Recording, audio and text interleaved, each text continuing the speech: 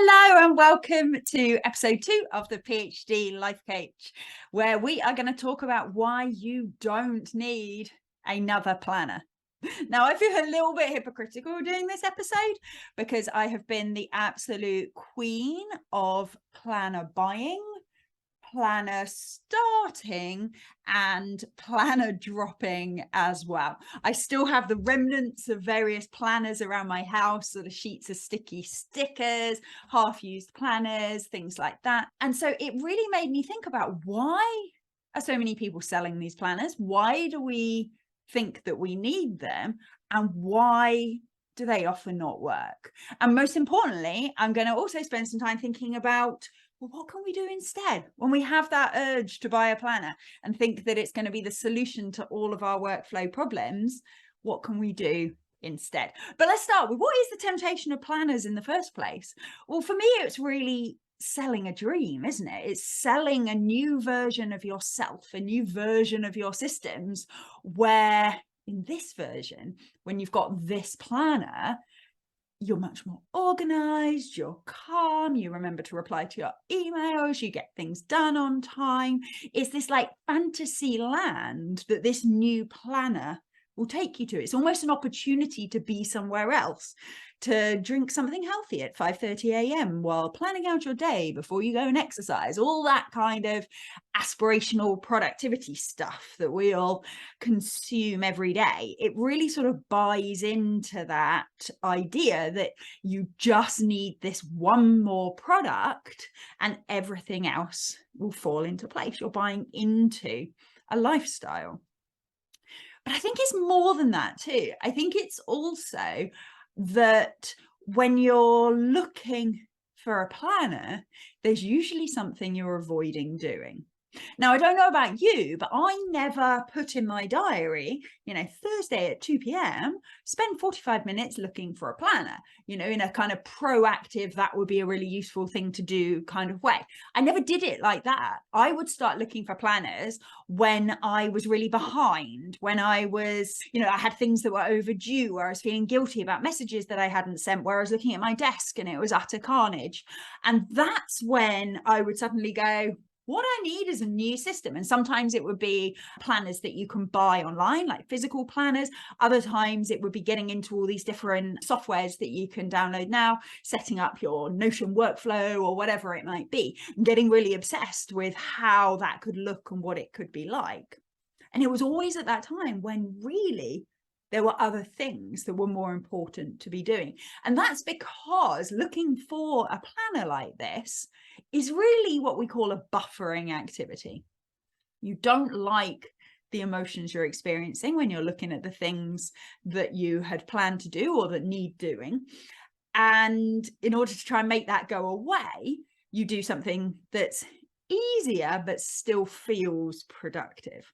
So searching for a planner is really easy to convince ourselves that that's important, that it's progress, that it's going to help us be better, but it's not hard, is it? It's quite fun. You scroll through Amazon, you scroll through whatever blog sites you go to, whatever, looking for ideas of different productivity systems and how things can be better next time. It's one thing we call passive action. So rather than spending the time to take a big chunk out of a task that you're worried about, you spend the time in passive action of searching for the perfect system. It's a little bit like I'm at the moment trying to think about exercising more than I do, and I'll sometimes spend time planning what exercise I might do. If I was going to exercise at home, which of these videos would I use? Which series of exercises might I do?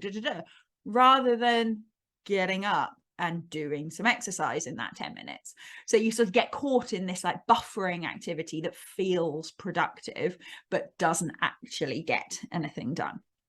So what's the problem then? Maybe we just look for planners and that's the buffer. And well, first problem is that we don't get the thing done that we were sort of distracting ourselves from. The other problem is what happens after you order this planner. So I've spent quite a lot of money on planners in the past, and they arrive and they're shiny and beautiful and you're filled with a promise of how wonderful your life's going to be now. It's a bit like getting a new school book. I don't remember, you remember that when you start a new school term? I look back, I've still got I keep a lot of clutter. Let's just say that. I've still got some of my school books, and I noticed in the first few pages there was beautiful handwriting, gorgeous. And then as it goes on, it gets more and more messy, more and more scruffy, pages missed out, mistakes, etc., etc. And I'm like that with planners, and I think most of us are. At first, we fill them in beautifully, and we sort of, maybe even waste time spending so much time making the planner beautiful. But then over time, you find yourself sort of falling off the wagon a bit, not using it as consistently. And again, that wouldn't be too bad. Maybe a bit of a waste of money. It wouldn't be too bad if it didn't then come along with a whole load of feelings of guilt. Because I don't know about you, but when I've done this in the past, I then start getting into, oh my God, I can't even stick to this. Oh my God, I've wasted money again. I haven't stuck to it again. Why can't I just do this the way other people do? And it sort of becomes this kind of negative thought spiral that usually, ironically, culminates in me thinking I need a different planner. The problem is I didn't find the right planner. And if I found the right one, all my systems would come under control. I want you to think about the last time you considered getting a new system, whether sometimes online system, printer system, whatever it might be, and whether you had similar challenges. I know when I speak to my clients, a lot of them talk about having exactly the same sorts of things that I'm talking about here. And what I really want to emphasize, that the problem here is not that you want a planner. The problem is not that you think that a planner is going to solve things for you. The problem's not even the thing you want to solve for. The problem is the thought that makes you think you need a planner. And I'm going to say that again because that was a bit complicated. The problem is the thoughts that you're having that make you think a planner is going to help. So I'm going to give you some examples of what I mean by that. The first thought might be, if I had the perfect planner, I could fit it all in. That thought, if I just had the perfect planner, I could fit it all in, might make you feel rushed, or it might make you feel guilty that you don't already fit it all in, or it might make you feel sort of pressured or something like that. If I just get the right planner, I can fit it all in. Another thought that might lead to thinking you need a planner is something like, my life's chaos and I need to sort it out. This is one I used to tell myself a lot. Oh God, everything's all over the place. I just need to sort it out. I just need to sort it out. And that would make me feel really overwhelmed. And it would sometimes make me feel a chunk of shame as well. Like, how am I not more on top of this by now? Another thought is, I don't want to let anyone down. I keep forgetting things and I don't want to let anyone down. So I need a new planner so that I don't let anyone down. And you can imagine that leads to feelings like anxiety, worriedness, all of those. And then there's also an element, you can have a think about whether this resonates for you, but there's also an element of, she uses a planner. You can think who the she or he is for you. She uses a planner and I want to be like her. One of my best friends, in fact, multiple of my, I have very organized best friends. That's an interesting thought to ponder on. But the one I'm thinking about in particular, hyper organized, super good at sticking to bullet journaling. I love her to pieces and she's amazing, and she sticks to bullet journaling and she produces these beautiful bullet journals and she actually uses them regularly. And I love it for her so much, and I'm still a bit jealous of it. I would still love to be somebody who does what she does and who sticks to those things. I have since become, not resigned, accepting's the word, accepting of the fact that I'm not, and that that's okay, and that I'm good at different things, and that that's all great. But one of my drivers for wanting to find the perfect planner was sometimes seeing her planners and being like, oh, I want to be like that. I want to do that too. And that can sometimes make you feel inadequate, or just make you feel like you're just not quite good enough. Now, the problem with those thoughts is that they lead to feelings that don't feel very good. None of us want to be rushed or overwhelmed or anxious or inadequate or any of these things. But also, our actions are driven by our feelings. We don't talk about this that much, especially in academic circles. But the way we behave is driven by the emotions that we're having. And if we're feeling rushed, we're feeling anxious, overwhelmed, inadequate, then we're not going to take the actions that are going to lead us to achieve our goals, no matter what planner we get our hands on. If we're feeling rushed, we don't prioritize, we make mistakes. If we're feeling overwhelmed, we often just can't start and end up distracting ourselves with something. And if we're looking for a planner to fix these feelings, it's just not going to happen, because the fact is, changing your circumstance, just getting a new planner, isn't going to make those feelings go away. If you keep thinking that you're not doing enough, that things are chaotic, that you need to work harder, etc., etc. We're looking for an external solution to a problem that's really driven by the thoughts that we're having in the situation that we're in. So what do we do instead?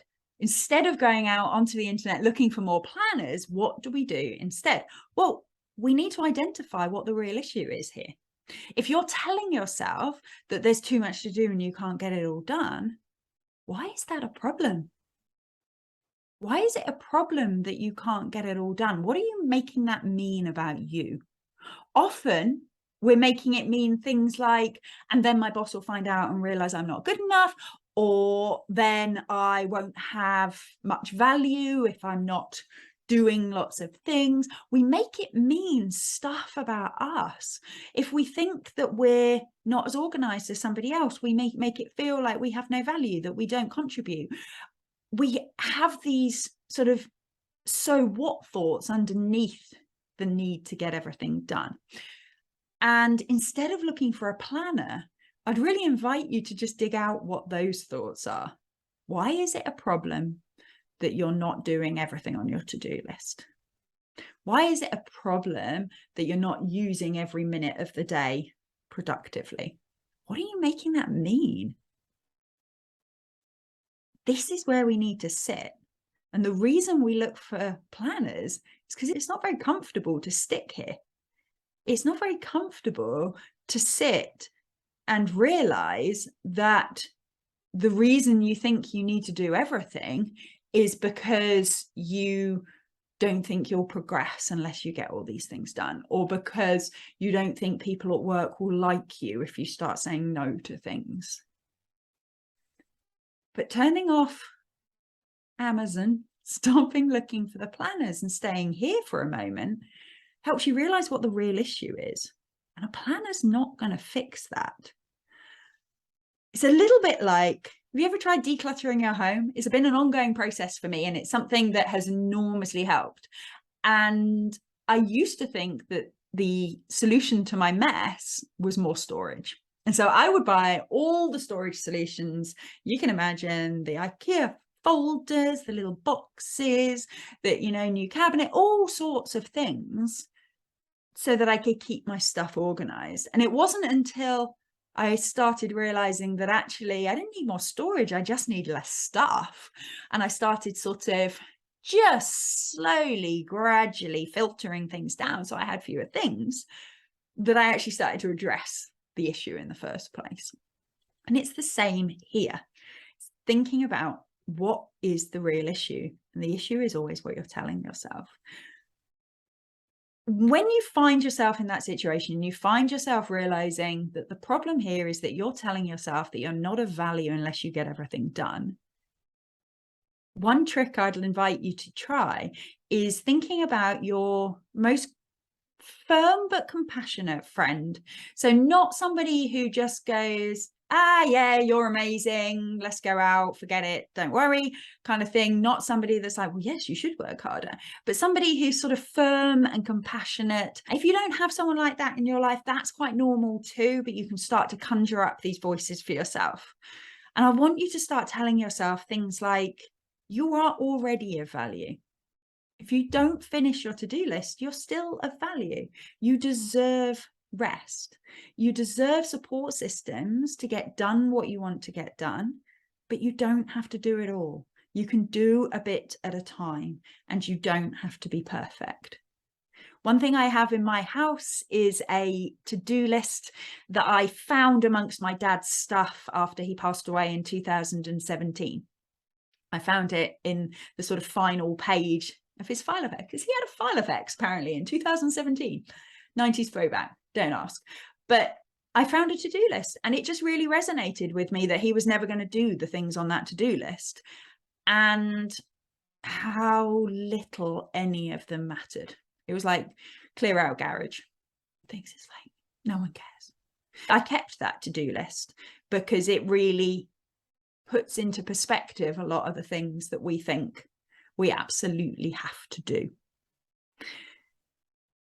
So if you find yourself looking for an external solution, whether it's a planner, whether it's other organizational systems, really take a moment to try and be compassionate to yourself and where you're at the moment, rather than looking for the thing that will enable you to do it all. I have a couple of extra practical steps. People always love practical steps. The first one is, if you are convinced that you need a planner, I have two recommendations. One recommendation is do it on a good day. So don't look for planners when you're in the midst of overwhelm, when you're in the midst of stress. You will not have good perspective. You will be unrealistic about what you will actually stick to. Look for planners on a good day. Look for planners when you've got a bunch of stuff done, and have it as an actual practical tool that you're looking for. So now you're not looking for something to fix an emotion. You're looking for an organizational system that might actually improve things. Because at no point am I saying that a better system might not help. It really could help. And in future episodes, we'll think about what some of those systems could be. But you want to be coming at that decision from that very pragmatic perspective of what is a realistic task or tool management system that will actually help me manage these things, make it easier, from the point of view of a logistical problem to be solved, rather than an emotional sticking plaster to make me feel better. So only look when you're feeling good. The second one is be realistic about what you're going to stick to. So one of the things that I've noticed in more recent planners, which I think is a real turn up, is planners that don't have fixed dates on them. So I have a beautiful planner. So it is blue and it has lovely gold edges and it's all very fancy. I love it. And the very first date in it is the 1st of March 2020. If only we knew then what we know now. And I'm still only maybe a quarter of the way through it, because I use it for a little bit. So within a few pages, we're at March 2021. We flick through, we've got some May, we've got some September, December 2021, and a little bit March. I don't know what it is about March that makes me think I need to use my planner. And I haven't used it since the 29th of March 2022. But because it's not dated, I come back to it. And the other thing that has enabled me to come back to it more than anything else is the fact that I've really worked on coaching myself to not feel shame about the fact I don't use it consistently. In the past, I would have got rid of that and bought a shiny new one. And this time I'm going to stick to it. All those things we tell ourselves. I haven't with this. I've accepted I use that planner intermittently. Other times I'll scribble in my notebook. Other times I'll just wing it. Other times I'll put stuff in Outlook. And I've accepted I'll use it intermittently. When it feels nice to write in it, I write in it. When I don't, I don't. And that's actually enabled me to keep it for a lot longer and to use it far more than I would have done if I'd had this kind of perfectionist thing that I have to stick to it. In fact, you can even, that's more of a haphazard thing for me, that I've kind of used it sometimes, used it other times, not in between. You can even plan to use things intermittently. So a friend and colleague of mine, Paula Angerbratson, if you haven't found her podcast, I'm Busy Being Awesome, I would highly recommend her. She is a coach for people with ADHD, but even if you don't have ADHD, she has loads of tips that are super helpful for organizing yourself and doing it in a compassionate and thoughtful way. And one of the things I've heard her talking about, which always really resonates with me, is the idea of not expecting yourself to stick to the same system. That you might actually plan to have a planner like that and plan to use it for 1 month. And then at the end of that month to plan to use a different system that you now find interesting. And as long as you're not spending tons of money on every option, and you're not spending hours and hours finding the perfect solution, then actually that can be a really good way to keep yourself engaged. So actually having a new system, but making it easy and simple and accepting that you will change, can actually be quite a positive way of using a planner, because you're removing that layer of, oh my God, I haven't stuck to it again, I'm so useless, that so many of us have. So really think about those things. The final tactic that I want to introduce you to is a to think list. That sounds strange, doesn't it? A to think list. Everybody writes to-do lists. We write down the actions that we need to take in order to achieve our goals. Whether those goals are small things, whether they're lists of jobs we need to do around the house, whether they're major work deadlines and things like that, we write down the things we need to do. And there's a billion podcasts out there that will tell you how to organize your to-do list into small bite-sized chunks, blah, blah, blah, blah, prioritize this and that, etc., etc. Fine. And we'll talk about that at some point, I'm sure. But what that doesn't do is think in any way of you as a human being with a heart and a brain and a soul and a body and all of these things. And it doesn't allow for the fact that, like I said earlier, what we do is driven by how we're feeling, and how we're feeling is driven by what we're thinking. And that's something we have control over. We often don't think about having control over our thoughts, but we have control over which thoughts we focus on. And so what I would really urge you to do the next time you're thinking you need a new planner is not to think so much about how you're going to keep track of all the things you want to do, but instead start thinking about what are the things you need to think. What are the things you need to think at the start of a day, during the day, the end of a day, that will enable you to feel better and to get the things done.